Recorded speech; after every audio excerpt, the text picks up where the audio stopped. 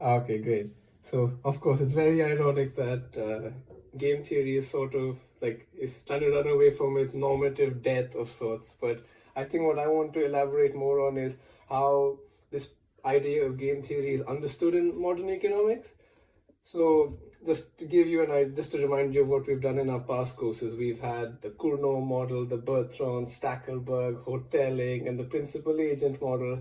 And all these models rely on this idea of like a backward induction. You anticipate what somebody is going to do, and and then you get this really nice stabilizing equilibrium. But in the same sense, we also see that these models aren't always working in reality, and that begs the question, then why do these models even work?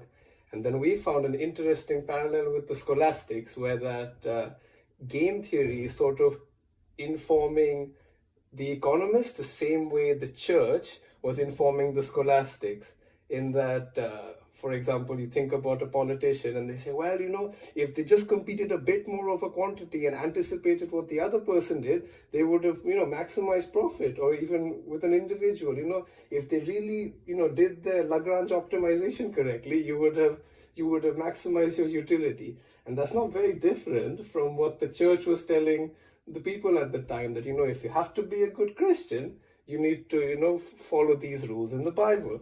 So that was an interesting parallel. And then the sort of bridge that we want to form over here is that, well, there are these sort of normative aspects to human behavior, and then that sort of begs the question, that is, does some human behavior require a sort of normative understanding? And who better to tell us about it than the scholastics themselves? I'm going to give an example from my part of the world. I'm from India, and the Jadavpur University in my city, they created this thing called the Jadavpur Commune, and they systematically violated the principles of a rational actor, which is obviously quite, you know, shocking to the Homo economicus people around us. So what they essentially did was, in India, as soon as the first lockdown happened, a lot of people are daily wage earners, and they literally couldn't eat anymore. And so these university students, who are also on a tight budget, decided to create this commune where they created a huge kitchen, just gave out mass, and gave a altruistically behaved. And so that's not something you can predict in from our rational models, because the rational model would tell you, take your mass and keep your food to yourself in this moment and don't share. And we're wondering, like, well, this is such, it's the same pandemic, the world's obviously affected by it, then why is this the case? And Yes is going to tell us about how, if we look at this from a scholastic perspective, it sort of starts making sense. And now, just to conclude with our presentation, I think the key thing we want to get across with also the example is, we're not trying to pick a side. We're not trying to say that the Jadavpur commune is the way to go, or what's happening with the mosque is the right way to go. We're trying to see how the scholastics are illuminating a new idea for us. And so the sort of idea that we've come to is that perhaps when we're analyzing human behavior, we should divide it into two streams. One which is for our moral code, and then the other can be that's our self-fulfilling and like self-interested, egotistical part of ourselves. So at least for this egotistical part, I would think the rational actor model works quite well. But the part that doesn't be explained, this moral aspect, is something that the scholastics are telling us about through the moral code that's informed by the Bible. But of course, with this moral code aspect of it, there are some interesting insights that game theory gives us that we lose out on. And the key thing is, I think, the loss of mathematical clarity.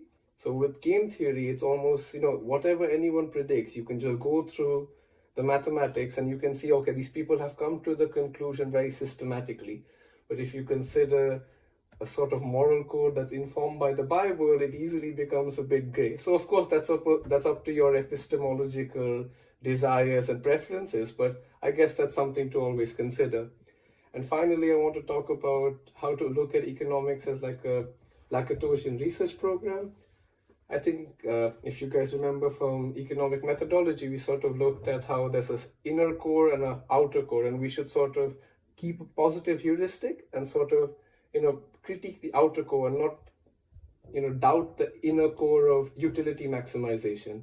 And that's sort of what we've gone for, that instead of critiquing utility maximization and try to chuck everything into a utility model that sort of makes it, not explain anything, because, it's from Popper's logic of discovery, where, if you're not falsifying anything, you're not really explaining anything.